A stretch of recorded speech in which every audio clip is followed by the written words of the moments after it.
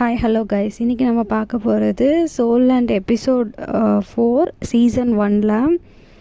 போன எபிசோடில் பார்த்திங்கன்னா அவங்க ஹீரோவோட அப்பா வந்து அவனை மார்ஷல் சோல் ஸ்கூலுக்கு அனுப்புறதுக்கு வந்து ஒத்துக்கிட்டாரு.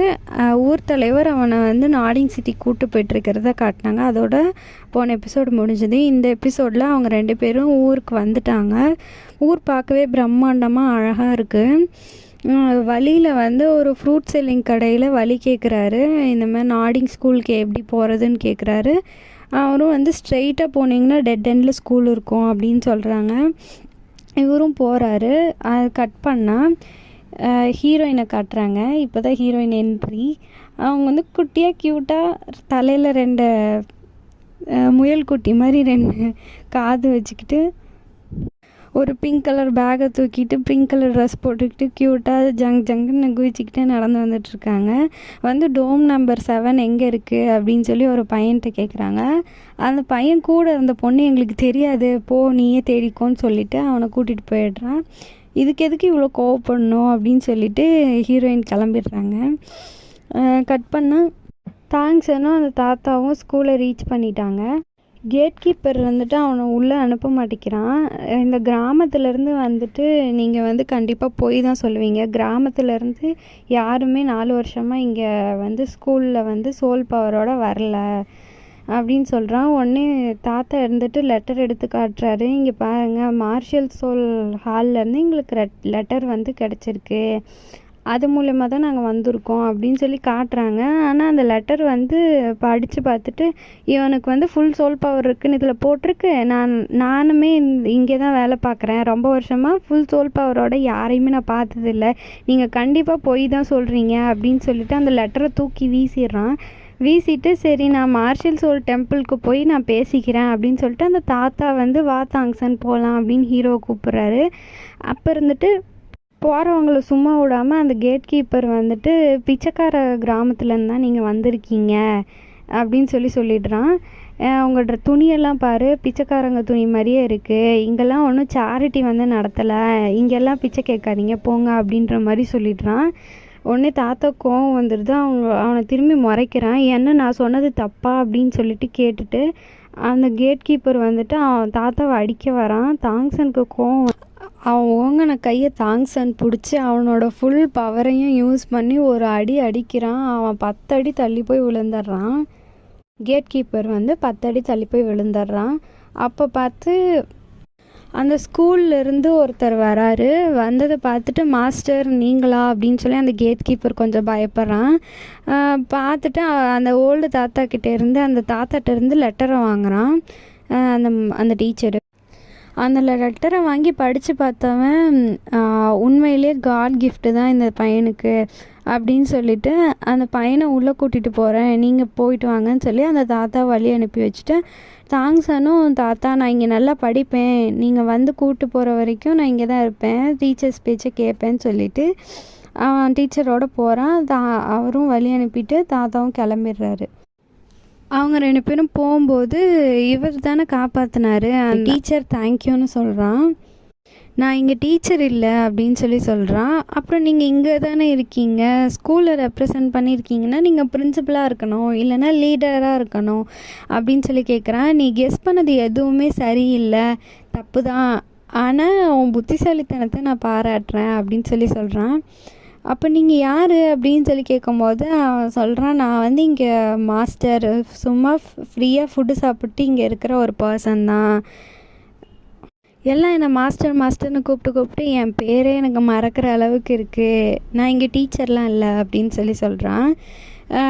ஆனால் இந்த பையன் சும்மா இல்லாமல் திரும்ப தாங்க்ஸன் வந்து அவரை டீச்சர்னே தான் சொல்கிறான். டீச்சருக்கும் மாஸ்டருக்கும் நிறைய வித்தியாசம் இருக்குது, நீ வந்து நான் டீச் பண்ணணுன்னு ஆசைப்பட்றியா அப்படின்னு சொல்லி அவன் கேட்குறான். வந்துட்டு எனக்கு அப்போ நீங்கள் சோல் பவர் இம்ப்ரூவ் பண்ணுறதுக்கு சொல்லி கொடுப்பீங்களா அப்படின்னு சொல்லி தாங்க்ஸன் கேட்குறான்.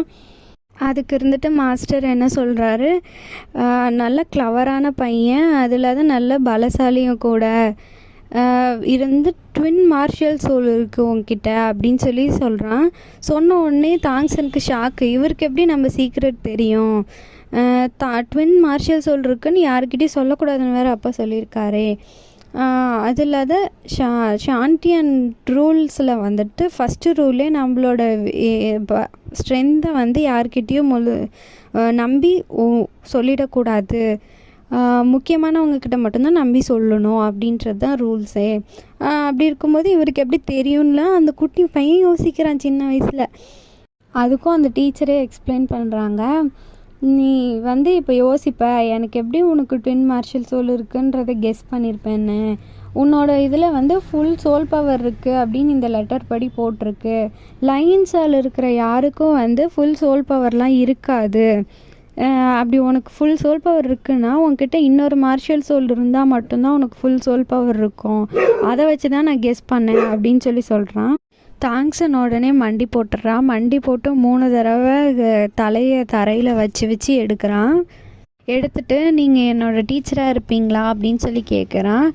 அவர் உடனே சிரிச்சிட்றாரு. சிரிச்சிட்டு நீ வந்து அரசர்கிட்டையும் உங்கள் அப்பாக்கிட்டையும் மட்டும்தான் இப்படி மண்டி போடணும், என்கிட்ட இப்படி மண்டி போடணுன்னு அவசியம் இல்லை அப்படின்னு சொல்கிறாங்க.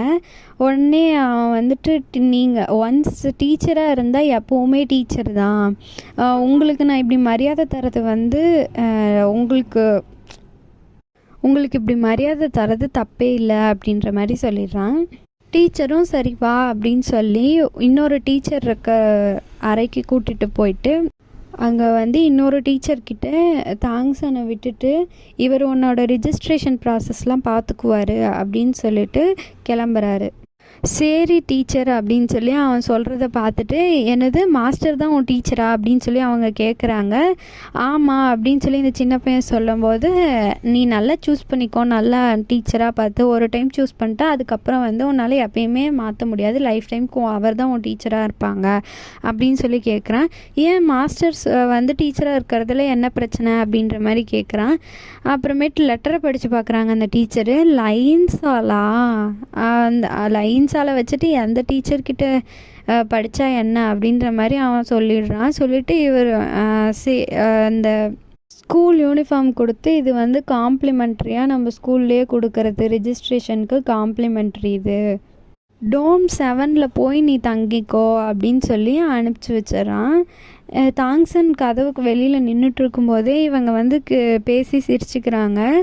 மாஸ்டர் வந்துட்டு ஒரு தியரிட்டிக்கல் நாலேஜ் மட்டும்தான் அவர்கிட்ட இருக்கும், அதை வச்சு அவர் டீச் பண்ண போகிறாராம் அப்படின்னு சொல்லி அவர் வந்துட்டு ஒரு கோமாளியாக தான் இங்கே எல்லாருக்கும் ஃபேமஸாக இருக்கிறாரு, அவர்கிட்ட போய் இந்த பையன் கற்றுக்க போகிறானா அப்படின்னு சொல்லி சிரிக்கிறாங்க. சிரிச்சுக்கிட்ட உடனே தாங்க்சன் வந்துட்டு லெட்டரை பார்த்த உடனே அவர் எனக்கு ட்வின் மார்ஷல் சொல்லிருக்குன்னு கண்டுபிடிச்சிட்டாரு, யார் இங்கே முட்டாள்னு நாங்களும் பார்க்குறேன் அப்படின்ற மாதிரி மனசுக்குள்ளே நினச்சிட்டு ட்ரோம் நம்பர் 7க்கு போகிறான். போன உடனே பார்த்திங்கன்னா ஒரு பையன் அவனை அட்டாக் பண்ணுறான். அட்டாக் பண்ணுறனால இவனும் என்ன பண்ணுறான், டிஃபென்ஸ் பண்ணுமில்ல, அதனால் என்ன பண்ணுறான், கையை பிடிச்சி திரும்ப அவனை உதச்சி தள்ளி விட்டுறான். அவன் பறந்து போய் அங்கே தூண்லேயே இடித்து நிற்கிறான். நின்றுட்டு அப்புறம் திரும்பவும் அட்டாக் பண்ண வரான். தாங்க்சன் தன்னோட பலத்தை யூஸ் பண்ணி மார்ஷல் சோல் பவரை யூஸ் பண்ணி அவனை அடிக்கிறான். அடித்த அடியில் வந்துட்டு திரும்ப அவன் சொல்லுறான். அவன் கையை பிடிச்சி இப்படி நல்லா ஒரு சுற்றி கீழே தரையில் அடிச்சுட்டு அப்புறம் வந்து அதுக்கு மேலே அவனை காயப்படுத்தாமல் விட்டுறான். விட்டதும் வந்து நீ ஜெயிச்சிட்ட, இனிமேல் ட்ரோம் நம்பர் 7க்கு நீ தான் லீடர் அப்படின்னு சொல்லி அவன் சொல்கிறான். நான் இங்கே படிக்க தான் வந்திருக்கேன், உங்களுக்கு லீடராக இருக்க வரல அப்படின்னு சொல்கிறான் தாங்க்சன். அதுக்கு அவன் சொல்கிறான், இங்கே இருக்கிற ரூல்ஸ் இது, யார் இந்த லீடரை ஜெயிக்கிறாங்களோ அவங்க தான் இந்த டோமுக்கு லீடராக இருப்பாங்க அப்படின்னு சொல்லி எல்லா பசங்களும் சைடில் நின்று அவனுக்கு இது பண்ணுறாங்க. இல்லை என்னால் லீடராக இருக்க முடியாது அப்படின்னு சொல்லி தாங்க்சன் சொல்கிறான். அதுக்கப்புறம் ஒரு பொண்ணு வந்து க்யூட்டாக ஏற்கனவே பார்த்தோம் இல்லையா, அந்த பொண்ணு ட்ரோம் நம்பர் 7க்கு வரா. இங்கே இருக்கிறது எல்லாமே பசங்க. அந்த பொண்ணு ட்ரோம் நம்பர் 7க்கு வந்து நின்ன உடனே இந்த எபிசோடை முடிக்கிறாங்க. நெக்ஸ்ட் எபிசோடில் பார்க்கலாம். Bye guys.